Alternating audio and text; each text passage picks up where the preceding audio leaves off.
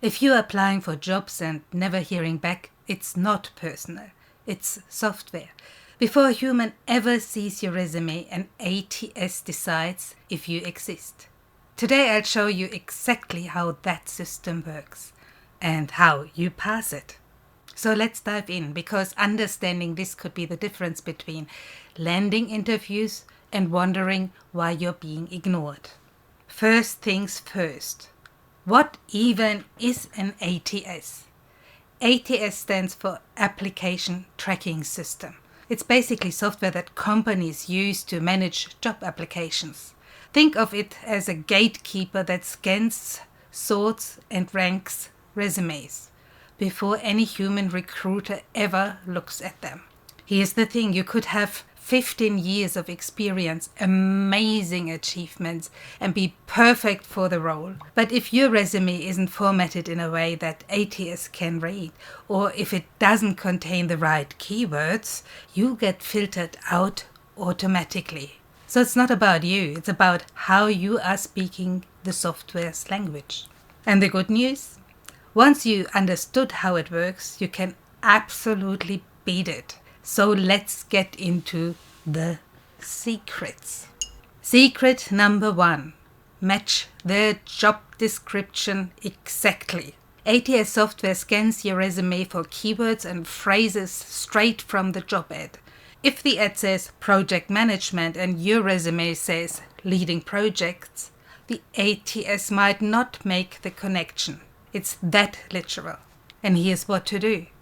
Read the job posting really carefully. Pull out the exact words they use for skills, responsibilities, tools, and qualification. Then include those same terms in your resume, in your professional summary, your skill list, and your experience section. For example, if the job ad mentions stakeholder engagement 3 times, don't write worked with clients. Use the phrase stakeholder engagement where it's true and relevant. And here's the pro tip. Use variations if both appear.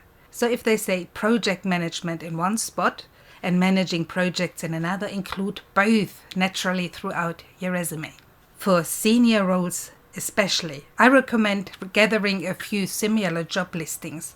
Look for overlapping keywords. Those are the terms hiring teams care about most, and they'll help you ranking higher in the ATS. Yes, they are allowed to add additional information in the ATS system which is not printed in the ad. I've been there. I'm Elizabeth Peischl, and after my own job loss experience, I created this channel to help people rebuild confidence and direction after career setbacks. This isn't just about finding another job, it's about reclaiming your power and confidence. If you're finding this helpful, do me a favor, hit that like button, subscribe if you haven't already, and drop a comment below telling me what job you're applying for. I'd love to know. Let's keep going. Secret number 2. Use simple ATS readable format. ATS systems are great at reading clear, straightforward documents. They are terrible with visual complexity. Here's what works. Use standard sections headings like professional summary, work experience, education, skills, certifications. These are what the software is programmed to look for. Here's what to avoid. Tables, columns, graphics, charts. Fancy fonts and icons. Text buried in headers or footers. All of these can completely break ATS parsing. The software just can't read them properly, so your information gets lost or jumbled. Stick to clean standard fonts like Arial, Calibri, or Times New Roman. Boring? Maybe. Effective? Yes, absolutely. And here's the warning. If you're using a template, especially a pretty one from Canva or any design site, double check if it doesn't have elements that confuse screening tools. I've seen beautifully designed resumes get completely rejected because the ATS couldn't pass them. Keep it simple, the good old KISS principle. The ATS doesn't care about aesthetics, it cares about structure. Secret number 3. Save and submit in the right file format. Different ATS platforms work differently, but generally Word with the ending docs, DOCX, is safest because it's easier for software to read it.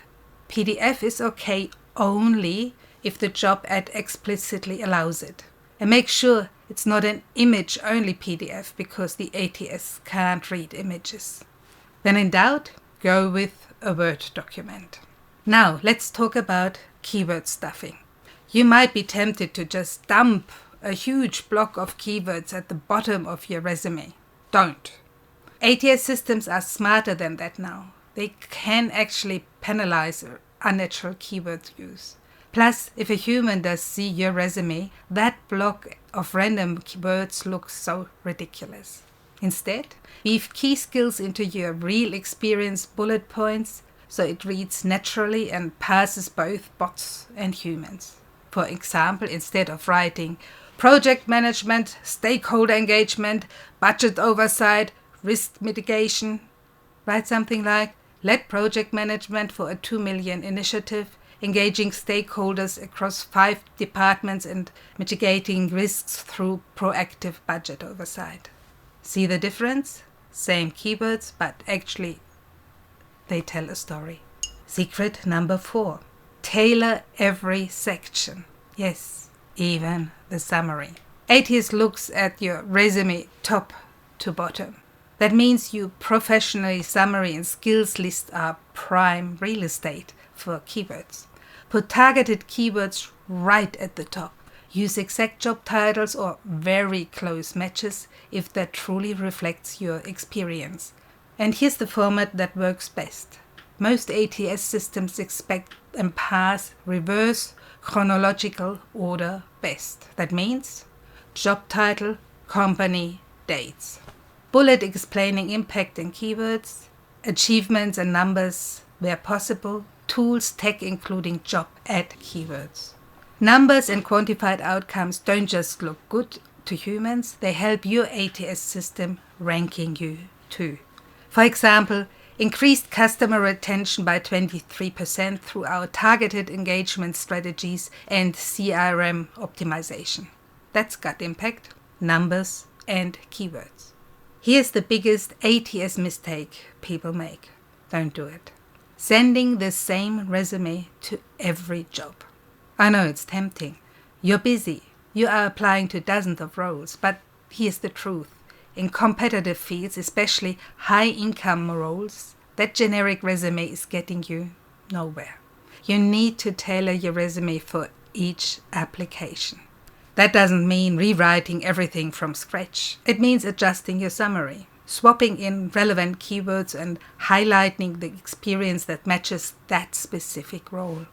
It takes another extra 15 to 20 minutes per application, but it's the difference between getting interviews and getting ghosted. Let me give you a quick breakdown of where keywords have the biggest impact. Professional summary, skills section, each role description in your experience, certifications and qualifications. Make sure the main skill term from the job ad appears in these places, but only when it's truthful. Don't lie. The ATS might let you through, but the human interviewer won't. Quick note for my Australian viewers, and actually this applies everywhere too. Recruiters here use ATS and still review manually. So your resume needs to be both machine-friendly and compelling to humans. Keep it concise, clear, and honest about your impact. Let's wrap this up with a quick checklist you can screenshot.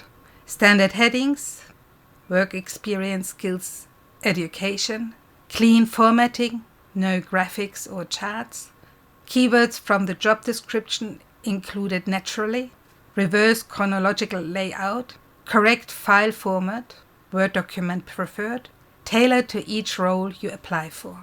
And one more tip, use free ATS checking tools Just Google ATS resume checker. There are heaps out there that'll scan your resume and tell you how it'll perform. If this video helped you, please like, subscribe, and comment below. I read every single one. Now, knowing how ATS works is essential.